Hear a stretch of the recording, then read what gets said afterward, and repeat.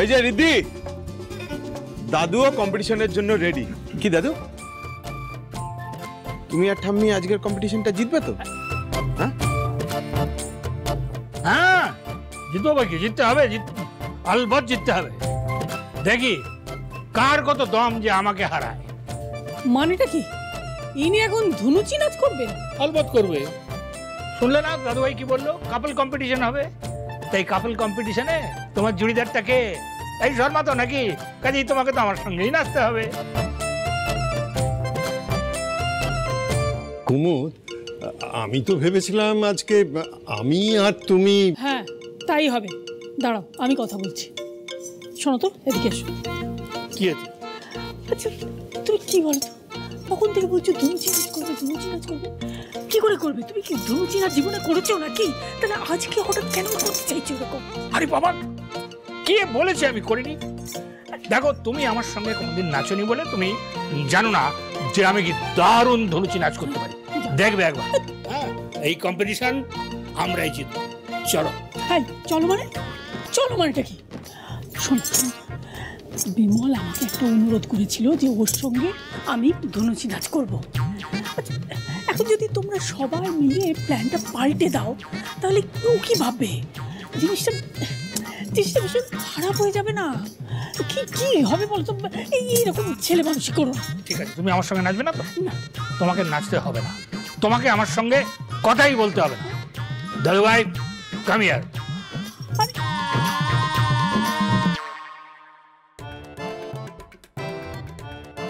তো ঠাকুমার আধিক্যতাটা একবার দেখছিস? বলছে আমার সঙ্গে নাচবে না। আমি তোকে বলে দিলাম, তো ঠাম্মি যদি আজ ওই বিমলের সঙ্গে নাচে না, আমি কিন্তু এই সংসার ছেড়ে বিভাগী হয়ে যাবো। না না ঠিক আছে ঠিক আছে, তুমি চিন্তা করো না, আমি ম্যানেজ দিচ্ছি। বলছি যে মানে একটু চেঞ্জেস, ফর্চুনেটলি অর আনফর্চুনেটলি এখানে দেখা যাচ্ছে যে ঠাম্মির সাথে নাচতে দুজনেই ইকুয়ালি ইচ্ছুক।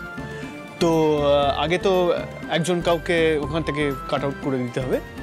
তো তাই জন্য আমি মানে বলছিলাম যে দাদু আর বিমল বাবুর একটা ডুয়েল হবে।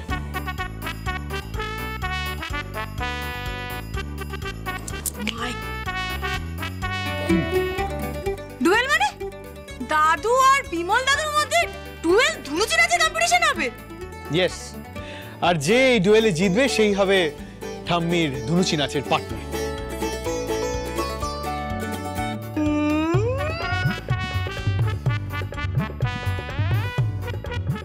আরে কি এসব কি হচ্ছে?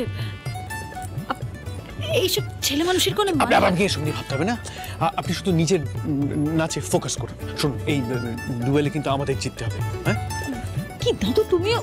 এই বাজাও ঢাক।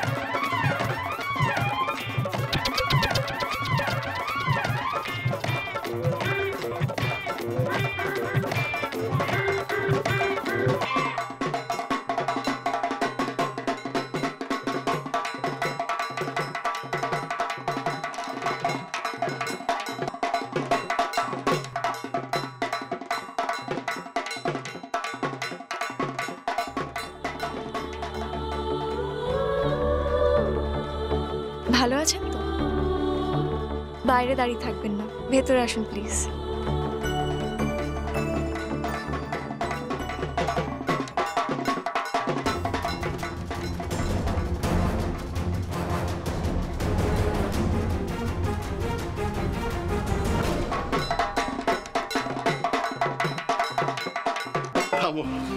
থামো, আমি আমি আর পারছি না। দাঁড়াও দাঁড়াও দাঁড়াও। ও আমি আমি হার স্বীকার করলাম। ইয়েস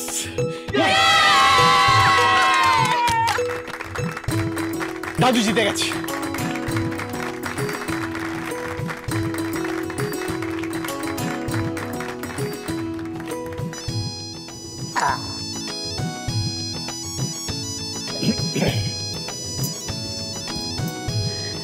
আমার বর সে যেমনই হোক, এটা তো সত্যি যে সেই সবার সেরা।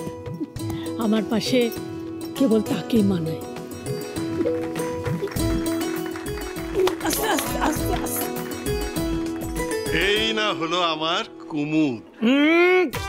কুমুদ না, কুমুদিনী দেবী। উফ, বসো তো, দাঁড়াও কুমুদ বাবা। বসো এখানে। হেরে গেছে তবু হার স্বীকার করছে না বদমাইশটা। লজ্জা বলে কিচ্ছু নেই। অবশ্য তাতে কি, আমার কুমু শেষ অব্দি আমার বুকেই ফিরে এলো। আর কি চাই? দেখেছেন তো আপনি কোথায় চলে গেলেন উনি? দেখুন, আমি জানি আজকের দিনটা এইসব কথা বলার জন্য একদমই উপযোগী নয়, কিন্তু আমি না একটা ব্যাপারে কিছুতেই নিশ্চিন্ত হতে পারছি না।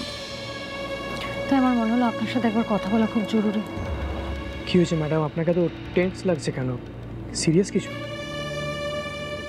আসলে ঘটনাটা বেশ কয়েক বছর পুরনো। 2016 সাল আমার জেঠু একটা রোড অ্যাক্সিডেন্টে মারা যান। আমরা জানতে পেরেছিলাম যে কোনো এক বড় লোকের গাড়ির তলায় চাপা পড়ে জেঠু প্রাণ হারান। পুলিশ কেস হয়েছিল, কিন্তু কিন্তু ওই লোকগুলোর টাকার জোরে, ক্ষমতার জোরে পুরো কেসটাকে ধামাচাপা দিয়ে দেয়। ও আই সি। আমরা অনেক দৌড়াদৌড়ি করেছি, অনেক অনেক চেষ্টা করেছি, দিনের পর দিন থানায় গিয়ে পড়ে থেকেছি, কিন্তু কিচ্ছু করতে পারিনি। কোনো সুরাহা হয়নি। অপরাধীর নামটুকু আমরা জানতে পারিনি। ম্যাডাম, এটা আমাদের এই গাফিলতির কারণে হয়েছে। I am really sorry. কয়েকজন অসাধু লোকের কারণে আমাদের ডিপার্টমেন্টে গায়ে এভাবে কালি লাগে। Very disappointing. দেখুন, যা হওয়ার সেটা তো হয়ে গেছে, ওটা তো আমি আর পাল্টাতে পারবো না। তবে এখন আপনার থেকে আমার একটা সাহায্য চাই, করবেন প্লিজ? নিশ্চয়ই, বলুন। আমি জেঠুর কেসটা আবার রিওপেন করাতে চাই। আমাকে ওই ফাইলটা একবার একটু জোগাড় করে দিতে পারবেন? দেখুন ম্যাডাম, এটা অনেক পুরনো কেস। কোন থানার আন্ডার আছে সেটা একবার দেখতে হবে। আমাকে একটু সময় দিন, আমি কালকের মধ্যে আপনাকে জানিয়ে দিচ্ছি। অনেক ধন্যবাদ। ধন্যবাদ বলবেন না, এটা আমার ডিউটি। আর আমি ফাইলটা পেলে নিজে একবার দেখব। হ্যাঁ, ও আরেকটা কথা, দেখুন আমি চাই এই যে কথাগুলো আমি আপনাকে বললাম এটা যেন গোপন থাকে। মানে এই আনন্দের সময়, আনন্দের দিনে বাড়ির কেউ এটা নিয়ে দুশ্চিন্তা করুক, এটা আমি চাই না। বিশেষ করে ঋদ্ধিমান বাবু, দয়া করে আমি যতক্ষণ না সবটা জানতে পারছি আপনি ঋদ্ধিমান বাবুকে কিছু জানাবেন না প্লিজ।